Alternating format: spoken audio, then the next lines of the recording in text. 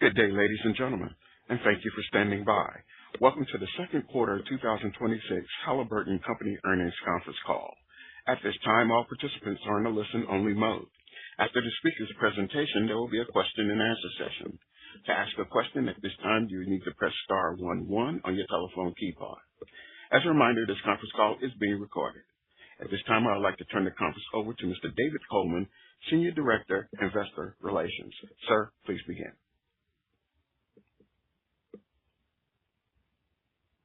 Hello, and thank you for joining the Halliburton second quarter 2026 conference call. We will make the recording of today's webcast available for 7 days on Halliburton's website after this call. Joining me today are Jeff Miller, Chairman, President, and CEO, Shannon Slocum, Executive Vice President and COO, and Eric Carre, Executive Vice President and CFO. Some of today's comments may include forward-looking statements that reflect Halliburton's views about future events. These matters involve risks and uncertainties that could cause our actual results to materially differ from our forward-looking statements. These risks are discussed in Halliburton's Form 10-K for the year ended December 31st, 2025, Form 10-Q for the quarter ended March 31st, 2026, current reports on Form 8-K, and other Securities and Exchange Commission filings. We undertake no obligation to revise or update publicly any forward-looking statements for any reason except as required by law. Our comments today also include non-GAAP financial measures. Additional details and reconciliation to the most directly comparable GAAP financial measures are included in our second quarter earnings release and in the quarterly results and presentation section of our website. Now, I'll turn the call over to Jeff. Thank you, David, and good morning, everyone. I am pleased with Halliburton's second quarter performance. Our international business delivered its highest second quarter revenue in more than a decade, despite the disruption in the Middle East. Our North America business delivered sequential improvement, and my outlook for our business is positive. Here are a few highlights from the second quarter. We delivered total company revenue of $5.7 billion and adjusted operating margin of 12%. International revenue was $3.4 billion, an increase of 6% year over year. North America revenue was $2.3 billion, flat year over year. During the second quarter, we generated $824 million of cash flow from operations, $668 million of free cash flow, and repurchased approximately $200 million of our common stock. Now let's turn to our macro outlook. On our last call, I shared my belief that the situation in the Middle East would have meaningful and long-lasting implications for the global energy sector. What is ever more clear to me is how important energy is to a functioning global economy. The events we have seen since then only reinforce that view. 2 points frame my view of the road ahead. First, energy security remains a central issue for both producing and consuming nations. To achieve it, countries must rebuild inventories, refill and expand strategic reserves, and diversify supply. I expect this work will take years, not quarters. Second, reliable and affordable energy are prerequisites for prosperity and quality of life. As the global economy expands, demand for that energy grows with it. I believe the path forward runs squarely through a healthy oilfield services industry. Here's what I see today. In international markets, customer engagement is high. I see growing demand for our services and technology in every region we serve. Durable, long-cycle investment is increasing in unconventional, offshore, and intervention markets, and Halliburton wins in all three. In North America, activity responded positively as we expected. Over the long term, North America remains critical to global energy security. I expect the market will require more advanced technology and greater service intensity to simply sustain, much less grow production. I believe the global outlook I just described and our differentiated technology and value proposition set the stage for Halliburton's future revenue growth and margin expansion. With that, I'll turn the call over to Shannon. Thanks, Jeff. Before I get into our operational results, I want to thank each of our employees who work in more than 70 countries around the world for their focus on our customers, safety performance, and execution. Let me start with international, where opportunities for Halliburton around the world are the strongest I've seen in many years. In the second quarter, Halliburton recorded international revenue of $3.4 billion and secured a number of significant awards. I'll start with the Middle East. I recently returned from the region where I met with our customers and our operations teams. Activity is recovering from the conflict lows, but the pace of recovery is still dependent on the day-to-day events in the region. Let me share a few observations from my visit. Land well construction activity was largely steady across the region in the second quarter, with the exception of pockets of disruption in Iraq and Bahrain. When production comes back online, I expect a tailwind for our artificial lift and intervention businesses. Offshore activity increased through the quarter, though it's not yet back to pre-conflict levels. The offshore situation remains particularly fluid, with operators assessing reactivations alongside recent security conditions. Iraq deserves a specific mention. Yesterday, we announced a significant integrated field management service award. This is a foundational project that I expect will transform our business and country. It redefines our opportunity set and puts our latest digital and technology offerings to work at scale. While the conflict dominates the discussion today, I see a bright future for Halliburton in the Middle East. Our recent wins in onshore well construction, integrated projects offshore, and the resumptions of our unconventional fracturing operation to all strengthen my view. Next, let's turn to our business outside the Middle East, where we expect year-over-year growth in the low double digits. Our growth engines, production services, drilling, unconventionals, and lift are key to delivering on the outlook. Here are a few recent developments. First, in production services, the commissioning phase began for our newest North Sea stem vessel, with the first operations of its multi-year contract expected at year-end. This deployment strengthens our leading global stem business and importantly represents the first offshore implementation of Octave, our automated pumping control system. Second, in directional drilling, concall, our recent acquisition, is fully integrated with our Logix automation platform, and together they deliver Halliburton's closed-loop drilling solution. This integrated solution gives us a significant runway to scale on offshore rigs worldwide. Our system delivers more precise well placement, better reservoir contact, and faster drilling times. We saw this firsthand in Norway with back-to-back record wells for Aker BP this quarter. I am confident this technology and the opportunity to further deploy it will deliver meaningful, profitable growth for Halliburton. Finally, in international unconventionals, we saw further progress in multiple regions.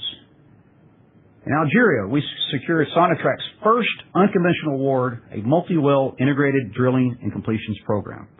We are off to a strong start and have already delivered the longest lateral drilled in country to date.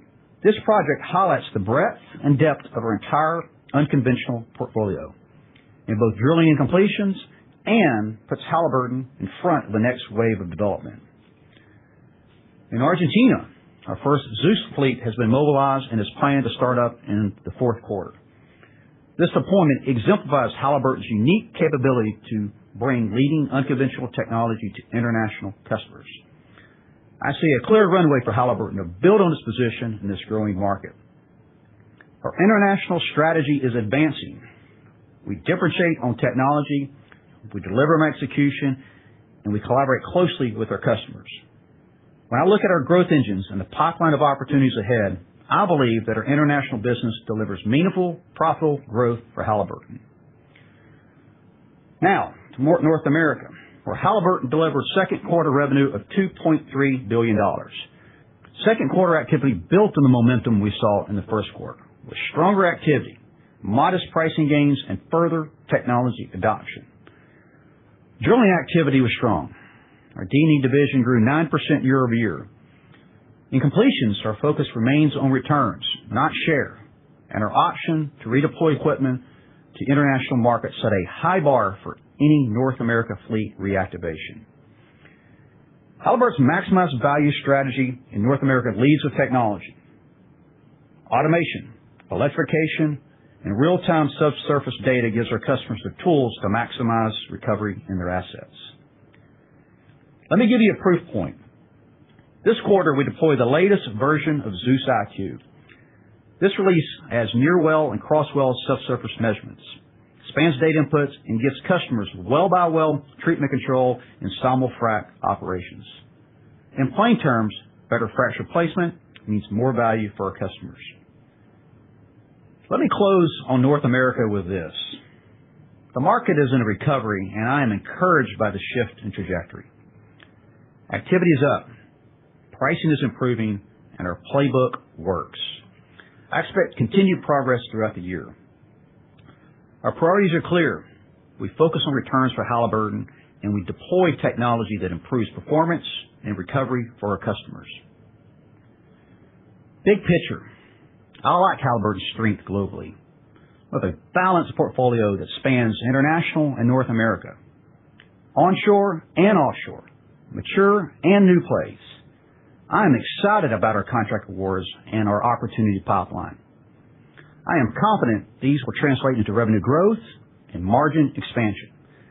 With that, I will turn the call over to Eric to provide more details on our financial results. Eric? Thank you, Shannon, and good morning. Our Q2 reported net income per diluted share was 64 cents. Adjusted net income per diluted share was 55 cents. Total company revenue for Q2 2026 was $5.7 billion, an increase of 6% when compared to Q1 2026. Adjusted operating income was $683 million, and adjusted operating margin was 12%. Our Q2 cash flow from operation was $824 million, and free cash flow was $668 million. During Q2, we repurchased approximately $200 million of our common stock. Now turning to the segment's results. Beginning with our Completion and Production division, revenue in Q2 was $3.2 billion, an increase of 6% when compared to Q1. Operating income was $474 million, an increase of 8% when compared to Q1. Operating income margin was 15%. These results were primarily driven by increased stimulation activity in the Western Hemisphere and improved well intervention services in Asia. Partially offsetting these increases were lower specialty chemical activity in North America, resulting from the sale of our chemical business, decreased cementing activity in Latin America, and lower activity across multiple product service lines in the Middle East. In our Drilling and Evaluation division, revenue in Q2 was $2.5 billion, an increase of 5% when compared to Q1. Operating income was $338 million, a decrease of 4% when compared to Q1. Operating income margin was 13%. Revenue improvements were primarily driven by increased drilling-related services and higher wireline activity in North America and Europe, Africa.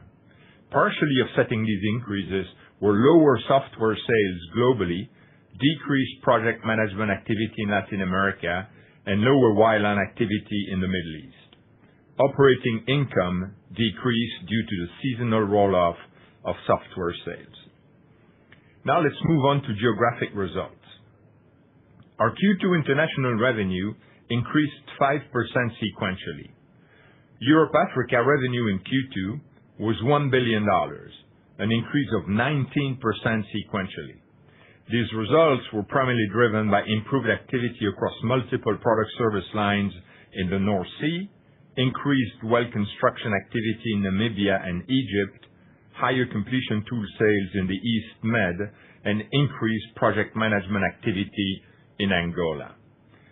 Middle East Asia revenue in Q2 was $1.3 billion, a decrease of 2% sequentially. These results were primarily driven by lower activity across multiple product service lines in Kuwait, Iraq, and Qatar due to the conflict in the Middle East. Latin America revenue in Q2 was $1.1 billion, a 3% increase sequentially. These results were primarily driven by increased stimulation activity in Argentina and Mexico and improved completion tool sales in Mexico. In North America, Q2 revenue was $2.3 billion, a 7% increase sequentially. This increase was primarily driven by higher stimulation and well construction activity in U.S. land and higher fluids activity in the Gulf of America. Moving on to other items. In Q2, our corporate and other expense was $83 million. We expect our Q3 corporate expenses to be about $80 million. In Q2, we spent $46 million on SAP S/4 migration, which is included in our results. For Q3, we expect SAP expenses to be about $45 million. Net interest expense for the quarter was $83 million. For Q3, we expect net interest expense to increase about $5 million. Other net expense in Q2 was $31 million. We expect Q3 expense to be about $35 million. Our normalized effective tax rate for Q2 was 18.3%. Based on our anticipated geographic earnings mix, we expect our Q3 effective tax rate to be approximately 19%. Capital expenditure for Q2 were $235 million. For the full year 2026, we expect capital expenditures to be about $1.1 billion. Now let me provide you with comments on our Q3 expectations. In our completion and production division, we anticipate sequential revenue to be flat to down 2% and margins to improve 125 to 175 basis points. In our drilling and evaluation division, we expect sequential revenue to be down 3 to 5% and margins to improve 25 to 75 basis points. I will now turn the call back to Jeff. Thanks, Eric. Here are the important takeaways from today's call. I believe the global outlook for Halliburton is strong and will lead to revenue growth and margin expansion. In the international markets, I am excited about Halliburton's contract awards and pipeline of future opportunities. Outside the Middle East, we expect our international business to grow low double digits this year. In North America, I am encouraged by the recovery we saw this quarter, and we will execute on our strategy to maximize value. Finally, I expect that our consistent focus on returns and capital discipline will drive long-term success for Halliburton and its shareholders. Let's open it up for questions. Yes, sir. Ladies and gentlemen, if you have a question or comment at this time, please press star 11 on your telephone keypad. If your question has been answered or you wish to remove yourself from the queue, simply press star 11 again. Again, if you have a question or comment at this time, please press star 11 on your telephone keypad. Please stand by while we compile the Q&A roster. Our first question or comment comes from the line of Steve Richardson from Evercore. Your line is open, sir. Hi, good morning. Jeff, last quarter, I think you showed quite a bit of foresight by talking about kind of the end of white space and the pickup of inbounds in North American completion specifically. I was wondering if you could talk about how that evolved during the quarter, price, costs, and how much of that is kind of feeding into the margin outlook you have in the second half of the year, particularly in C&P. Yeah, thank you, Steve. Look, as I described, we see positive margin trajectory and white space is filled. We've seen rig adds. We're seeing white space filled, and it's a very constructive environment. We are seeing price increases, and it's a steady march. It doesn't all happen at once. Anecdotally, we can describe price increases, but what our primary focus is across the entire fleet. And I'm very confident that we are seeing that trajectory continue actually into Q3. So white space filled up, looking forward Q3, Q4, pleased with that. And so, we are again, focused on margin expansion, but all around the fleet, the entire fleet, not just one at a time. And in some cases, when we work on price, that includes moving some equipment overseas and to better margins. And so, when we think about maximizing value North America, that includes moving on price and also maximizing the value of the entire fleet, which will include putting equipment to work where it has the highest margins. That's great. Appreciate that. And then I was also wondering if you could just follow up on, last quarter, you all were talking about sort of itemized the impact of what we're seeing in the Middle East and talked about a 7 to 9 cent kind of headwind. Can you maybe mark us to market on what you saw in the business and how you've kind of thought about the dislocations as it pertains to the second half? Yeah, this is Shannon here, and Steve, I'll have Eric provide a little more color on the guide. I guess let me just talk about activity in general in the Middle East. It's been really highly fluid. Customers are thinking about their long-term view. They're looking at capacity. They're looking at risk and really understand how quickly they can bring that back. In Q2, we saw a positive progression in the Middle East of what was going on. And then when we got here over the last week or so, obviously we've seen a little bit of step back of escalations. So we've kind of had a little bit of starting up and then a bit of pulling back. But I think it's important to maybe emphasize the bigger picture here as far as we think about what's going on in the Middle East. Regardless of the pace of when it comes back, Halliburton will be ready. We have the operational footprint intact. And also important to note is the business that we are winning in the Middle East, which is work that is absolutely going to get done. We talked about going back to work in Jafurah and unconventional. The integrated work we won in reentry. The integrated work we've won offshore, and also a really exciting project in Iraq with IFMS. So the pace is highly dependent and fluid, but we're winning work that will mean something to Halliburton in the future. Yes, Steve, it's Eric. Regarding what's built in the guide, so our assumptions are for a steady activity compared to where we are today. So we haven't put in our guidance any recovery to pre-war level. Neither have we built in any major disruption. So it's basically steady from where we are. It's just very difficult to forecast, as you understand. Thank you. Thank you. Our next question or comment comes from the line of David Anderson from Barclays. Mr. Anderson, your line is now open. Thank you and good morning. So you had a number of really nice wins in offshore this quarter. Europe, Africa outperformed as well. I was wondering if you could talk about your offshore business and kind of how you see that performing over the next 12 to 18 months.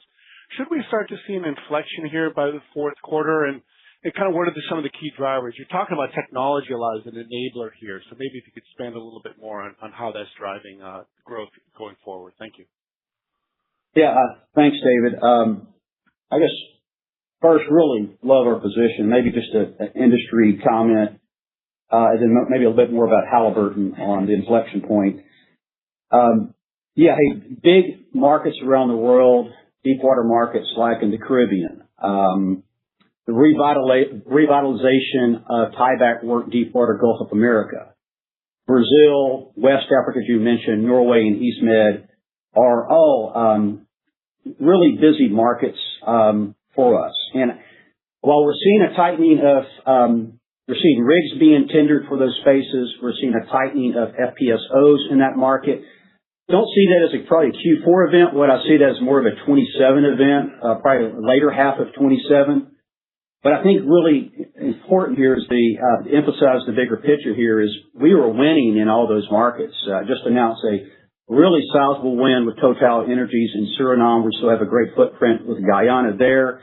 West Africa, Namibia, Nigeria, and even Ivory Coast adding, have a good footprint there. We're winning there. And obviously Norway, North Sea has been a big market for us moving forward.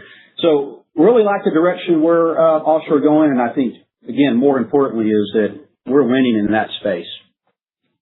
Maybe a comment technically, Dave, just to follow that up. And I think a lot of those wins, most of that winning that you're seeing us do is on the back of two things, really. Our value proposition to collaborate and engineer solutions to maximize asset value for our customers, and technology advances that we've made over just really the last few years with closed loop geosteering, for example. You saw us acquire concall. That's an important step towards better adoption of that technology. It broadens our ability to implement that technology on more rigs than before. And so very positive technically around what we're doing, and again, how we're working with our customers are delivering real results.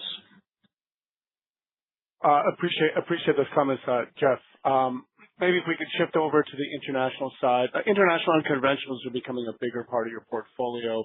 Vaca Muerta is clearly in growth mode. You talked about Algeria. I think you're also in UAE and Jafurah. I was wondering if you could kind of put all this together and sort of kind of walk us through those various opportunities and your strategy. And I'm also sort of wondering about the impact on the C&P margins. Is sort of the ramp up, is that kind of weighing down margins to a certain extent as you're sort of building up in these different countries and you're not quite at the scale you want to be? Thank you. Yeah, I'll comment on some of the activities and ask Eric to give a bit more of the guidance here. But hey, as you said, we're really excited about, David, the scale, converting at scale, Argentina with YPF, big win, multi-year, multi-billion with Zeus, going back to Aramco in Jafurah. And if you kind of look at the big markets out there, Argentina starting there, it's a growing market. Really Argentina, Algeria, Kuwait, Saudi, UAE. We have frac spreads in all of those locations today doing unconventional work. But what I think is important across what we're doing in unconventional, this has been a deliberate focus of ours, is to continue to use our scale with a real emphasis on, as Jeff said, returns, but also putting technology at play globally and competing on technology, not on horsepower. So I think that has been the recipe for us to be scaling this globally. Let me take the last bit of that as well in terms of margin. As you think about those businesses around the world, yes, there's some mobilization that goes on around that. But it's part of our growth engines, and we know that with that scale comes margin expansion. Thank you. Thank you. Our next question or comment comes from the line of Arun Jayaram from J.P. Morgan. Mr. Arun, your line is now open. Good morning, team. Jeff, I was wondering if you could comment on, and Shannon, on clearly it appears that Hal is taking market share in international markets, as just highlighted by a number of awards in the Middle East, LATAM, et cetera. I wondered if you could maybe break down what you think is driving some of those share gains. Shannon did mention that he would expect these new opportunities to be margin accretive, and maybe you could just touch upon that as we think about framing second half of the year and into 27. Yeah, I guess the short answer is yes. These wins that we're talking about, we do see them as future work that will be accreted through a business. I think a couple of things have been driving it. One, the market is tight. Nobody's really overbuilt in that market, and that's a good thing, opportunity for expansion of margins for us. And we think that macro outlook for what we're seeing will continue.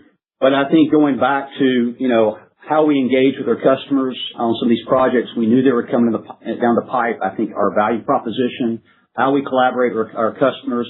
And really, if you look at Halliburton's portfolio globally, technically, there's no real holes in it. We compete all over the world in 70 countries. And I think it's a combination of, value prop and technology has been the difference maker for us over the last 12 months.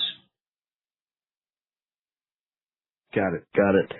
And then maybe just to follow up on North America, one of the things that caught our attention is your intention to continue to perhaps mobilize equipment out of North America to meet some of these international opportunities. Is that just a reflection as you see better margin opportunities for unconventional now outside of NAM? Hey, it really comes down to this. It's price first. We are actively working our entire fleet and getting pricing that in North America. But we have zero hesitation of moving equipment around the world, whether it be in CNP or D&E, to a place that generates returns for Halliburton.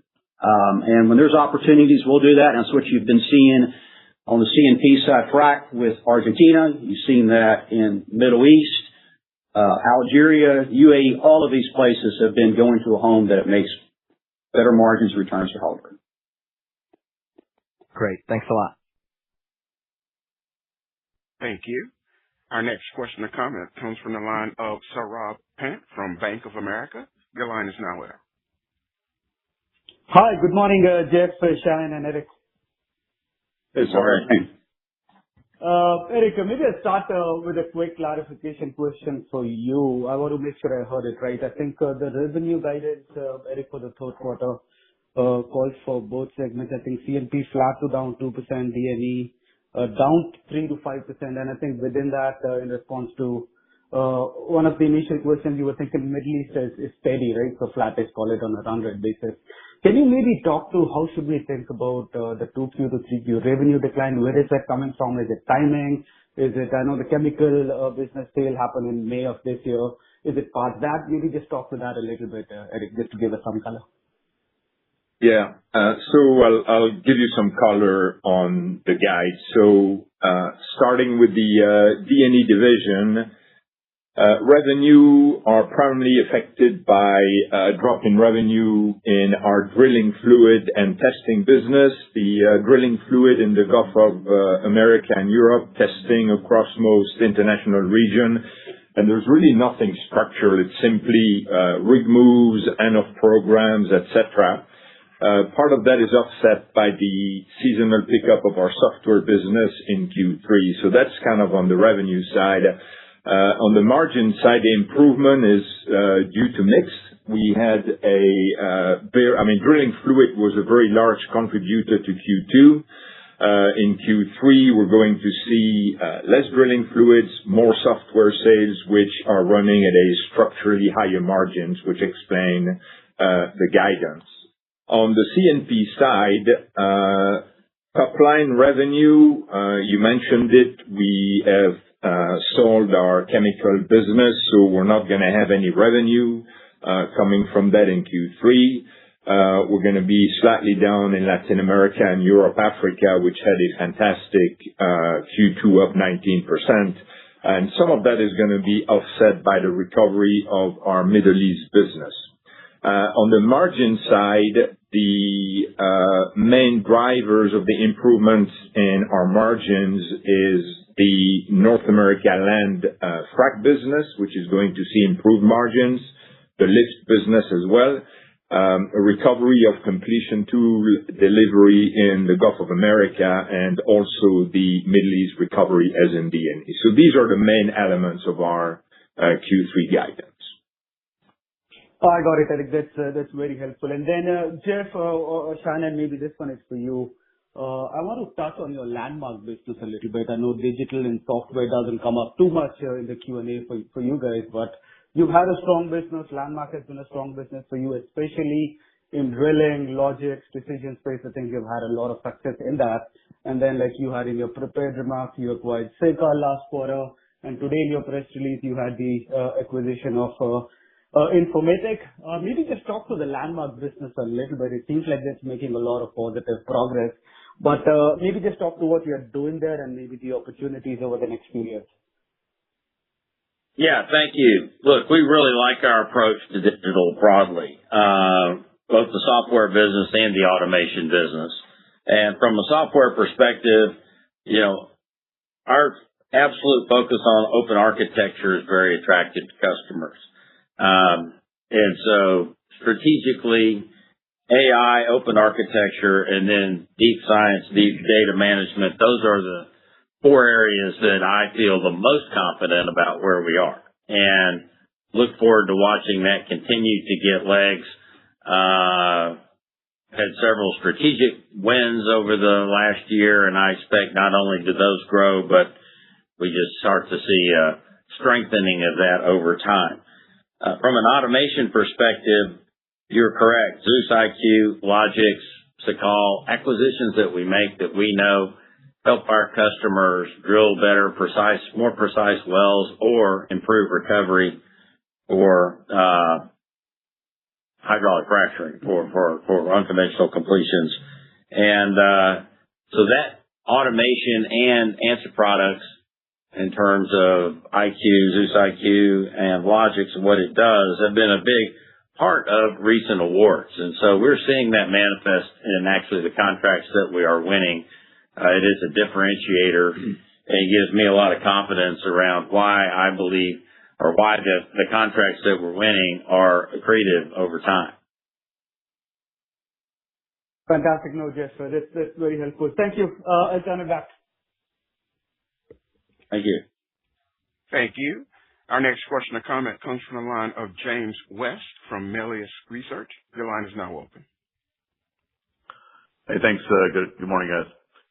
Morning. Jeff, you guys have stuck to your knitting in North America as the only integrated service provider, a fully integrated service provider that's really left in the market, but you've also used it as a cash flow harvesting machine, and that's led to, I think, some of the significant growth that you're now seeing in the international markets as you deploy capital to those markets, as you deploy capital into technologies, and are increasingly, taking share or at least minimum holding your own as others have failed there. Could you talk about that strategy, how you see the evolution of that strategy in those international regions, which are now, they're now coming to you. Just the amount of awards you've announced in the last 2 weeks has been highly impressive. And so just wanted to touch on kind of where are we in that kind of, I don't know if I want to call it a pivot, but just the deliberate strategy. Look, it is a deliberate strategy. It's where we have market-leading both capability and technology that's sought after internationally. And as that market grows, we are leading that market and plan to continue to lead in that market. And unconventionals have been proven to be a successful way to deliver oil and gas. And now the rest of the world is doing more of it, and we plan to lead there. Still focused on North America. And so, we see solid trajectory in North America as well. However, we have leading margins in North America today and plan to continue to keep those. And so as we push price up, there's always going to be some bumping around in the market. And that bumping around in the market, which are already the market leader in terms of performance and margins, comes with bringing up some equipment as we push. And the point is, we've got opportunities around the world as well to put equipment to work. So I wouldn't describe it as a pivot, James. I describe it as a conscious, deliberate strategy to take advantage of our competitive advantage around the world while continuing to drive better performance in North America.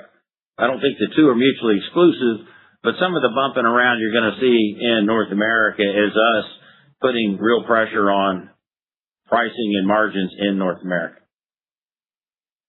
Okay, got it. That makes perfect sense. And then as we think about moving of equipment abroad, how should we think about, I guess, the kind of margin opportunity set? I know Eric already gave us some guidance for just next quarter, which is pretty significant margin improvements sequentially.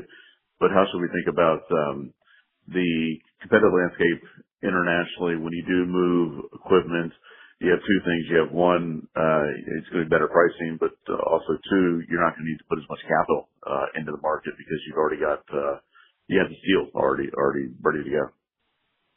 Yeah, I'll talk a bit about margins, James, and then I'll let Shannon talk about the competitive environment. So I think that directionally, I mean, you heard the Q3 guide, so margins are gonna be up in both completion, production, drilling, and evaluation. I think the trend will continue.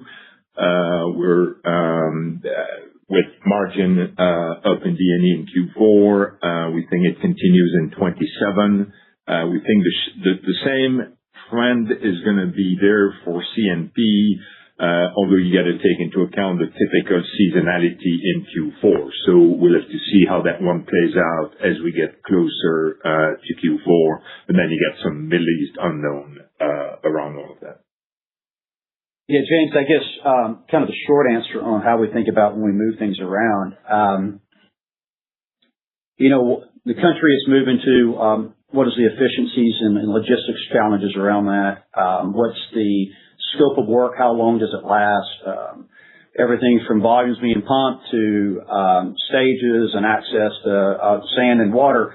But really, it's a pretty straightforward answer after you get through all that is, do we have term and do we make better margins if we put it in XYZ country? And we make those decisions every quarter when we're looking at that, if we have an opportunity to move it or somewhere in the world. And it's really, there's different levels of maturity, around unconventionals around the world. Those are mature, obviously, ones we probably want to move as quickly as we can to. Others we look and say, okay, is it a well or is it a long-term program? And we base our decisions around that. Got it. Great. Thanks, guys. Thank you. Thank you very much. Our next question or comment comes from the line of Derek Podhaizer from Piper Sandler. Mr. Podhaizer, your line is now open. Hey, good morning, everyone. So you mentioned North America land, that's helping improve the C&P margins. I think the guide at the midpoint was 150 basis points. Top line seems to be impacted by the chemical business sale. Talked about Latin America, Europe, Africa, which had a stellar quarter. But maybe some more color on what you're seeing activity-wise impacting your U.S. land frac revenue. 2Q, the theme was absorbing the white space. Are you still seeing that full calendar in 3Q as well? Any indication on pricing will be there to help even reactivate some sideline equipment? Or you mentioned maybe that international unconventional market is more attractive to deploy that idled equipment. Just some more color on U.S. land frac specifically impacting C&P. Yeah, sure. This is Shannon here, Derek. Hey, we're seeing a positive margin trajectory. C&P and certainly D&E as well. White space in Q2 was taken up. Q3, we're seeing the same thing in Q3. And I think an important point is we're also seeing pretty significant rig adds here.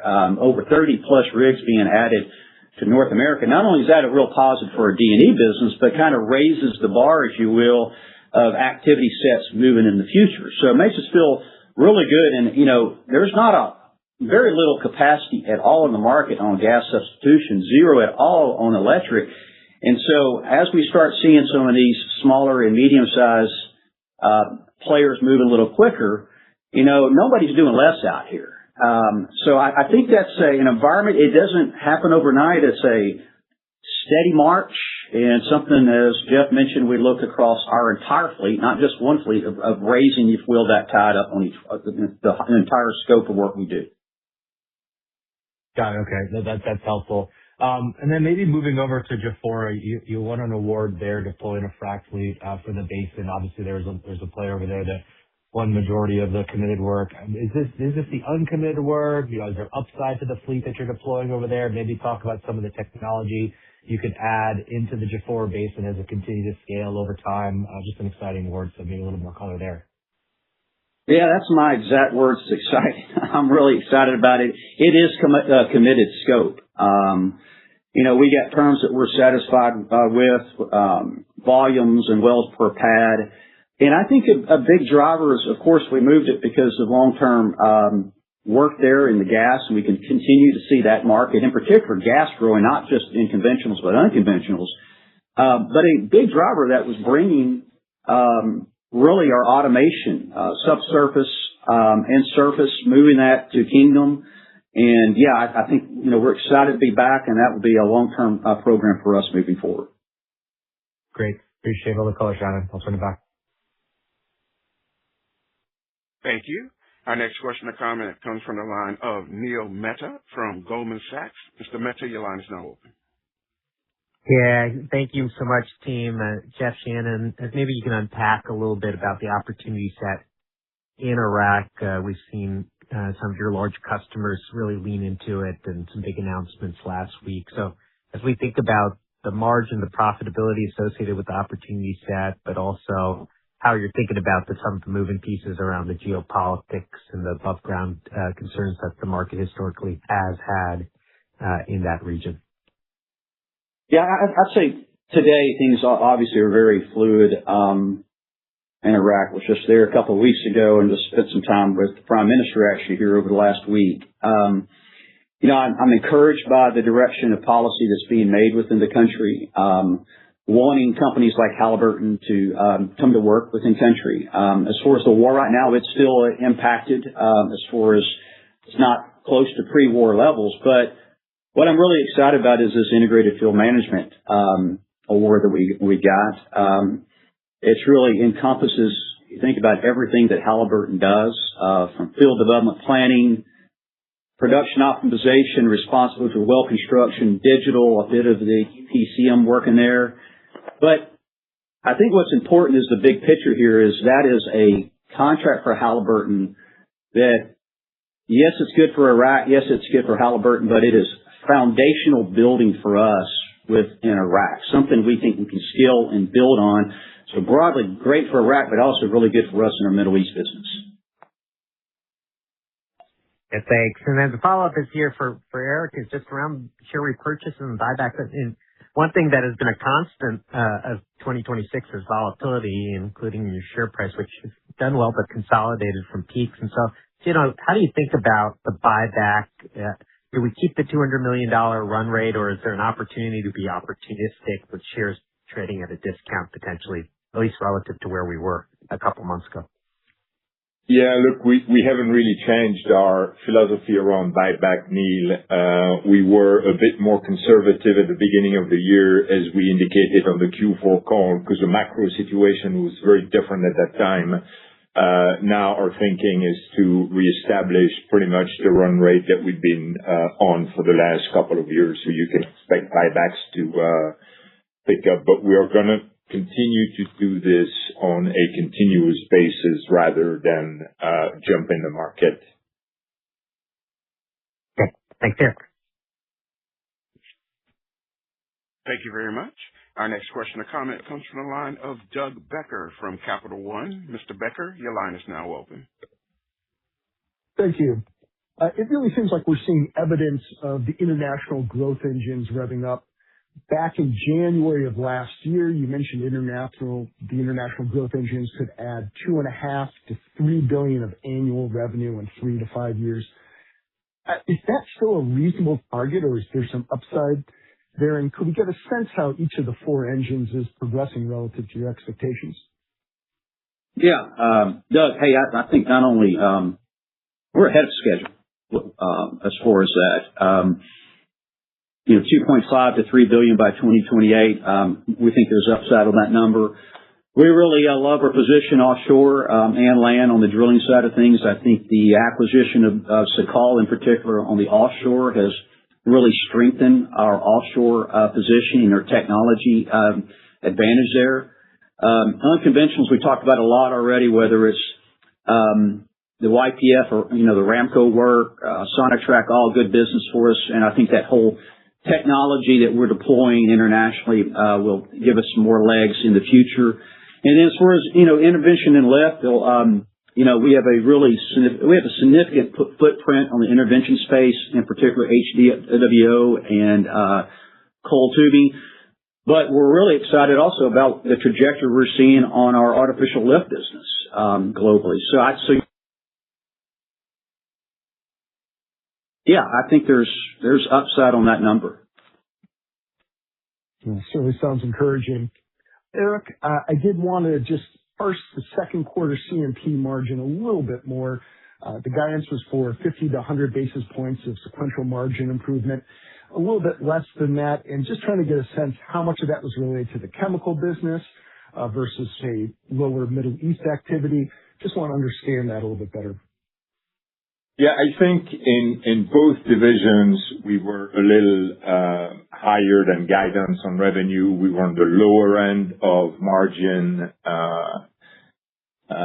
overall for both divisions as well. There's not a lot to read into it. If you take the C&P margins, for example, we had higher maintenance costs and mobilization of equipment that hit the numbers. We had delays in the Gulf of Mexico, which is structurally a high margin business, and it was essentially a product line mix as well that drove the same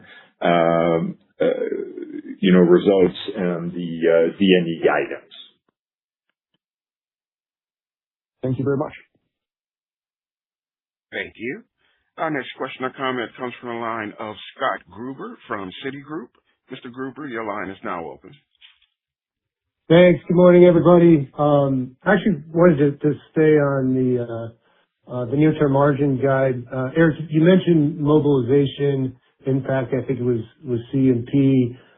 Just broadly, given the pace of growth for you guys, which is pretty impressive, and the new contract wins, are mobilization and startup costs, a significant weight on margins today? And are those completely, fading in 3Q, or are they still impacting? Just some more color on the mobilization and startup costs and the trend towards normalizing. Yeah, I can't give you an exact number in terms of the impact of mobilization, because you have mobilization or movements of equipment happening at all times in our business as we try to optimize where we put asset to work. The contract wins that we have had have elevated that number a little bit. We have some headwinds related to that. I just can't quantify it exactly. Okay. I think one of the things just to point out under the hood in North America, we are seeing pricing and we are seeing improvement in that business. So as Eric described, Gulf of Mexico moves and mobilizations, et cetera, underneath the hood, we're pleased that we are getting the traction in pricing and improvement in performance in our North America land business. Mm-hmm. Yeah, that's where I wanted to go to next is on the medium to longer term outlook for improvement. And I heard you guys mention, the new work is coming in and that's going to be margin accretive. I'm just curious on how to dimension that as we think about the go forward. We normally think about incrementals for Halliburton in that 30-35% range, but a lot of the new contract wins seem to be propelled by new technologies, and those mobilization and startup costs should settle down in the years ahead, and then hopefully we have this normalization of activity in the Middle East. As you kind of think through the potential path for margins, given those factors, should we be thinking about a couple years of above normal incrementals for Halliburton in 27 and 28? Is that possible? Yeah, your incremental expectations aren't wrong. Those are my expectations as well. And so, we're getting underway. I like the trajectory that we're seeing on the ground in North America. We're winning big contracts all around the world. Yeah, there's always going to be mobilization associated with those, but that doesn't diminish my when I say revenue growth and margin expansion, I expect margin expansion, and those types of incrementals aren't inconsistent at all with my expectations. Well, can we do better than normal on incrementals? I guess is the question, kind of given all those factors around technology and the Middle East coming back. Yes, I think so. It's always possible. The Middle is an odd mix with the Middle East where it is. We've got this pipeline of work that we know will be done, and it will be done, and it'll start late this year into next year in different parts of the world. And so, it's a bit of an odd mix right now in terms of Middle East slower, North America improving. and yes, some mobilization going on. Okay. Appreciate the call, Jeff. Thank you. Thank you. Thank you. Our next question or comment comes from the line of Mark Bianchi from TD Cowen. Mr. Bianchi, your line is now open. Hey, thank you. I was curious if you could share the impact of the Middle East on the business in the second quarter.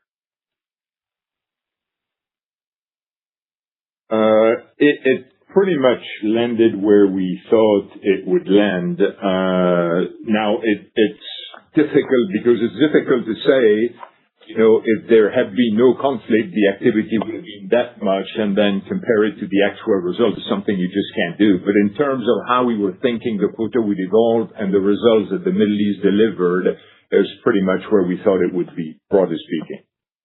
Okay, thank you, Eric. And then on the comment that the international business ex the Middle East will grow low double digits, I'm curious, what do you think the broader market is doing? And where I'm going with this is, can we maybe infer some sort of, growth above whatever the broader market's doing because of all these, contracts that you've announced here in the last few quarters? Thank you. Yes, I do believe we're going to see outsized growth. I mean, the growth engines that we described are driving this. These are places where we have clear competitive advantage. And they are outgrowing the broader market, and I believe that we are outgrowing the broader market. So I look forward to, as these things feather in over the next little bit, the growth in our position in deep water continues to strengthen. And a lot of that's outside the U.S., and then also our strength in the Middle East, as we just described. Those are meaningful step forwards. And most are on the back of our technology and value propositions. I'm comfortable those are differentiated. Jeff, would you say that the broader market without this benefit would be up something like mid-single digits? Could be. Tough to call the entire broader market, but I do believe we're going to be at the very high end of that. Yep. All right. Thanks very much. I'll turn it back. Thank you. Thank you. Ladies and gentlemen, that concludes our Q&A session at this time. I would like to turn the conference back over to management for any closing remarks. Okay. Thank you, Howard. Before we wrap up today's call, let me close with this. I believe the global outlook for Halliburton is strong, and our differentiated technology and value proposition set the stage for Halliburton's future revenue growth and margin expansion. I look forward to speaking with you next quarter. Let's close out the call. Ladies and gentlemen, thank you for participating in today's conference. This concludes the program. You may now disconnect. Everyone, have a wonderful day. Speakers stand by.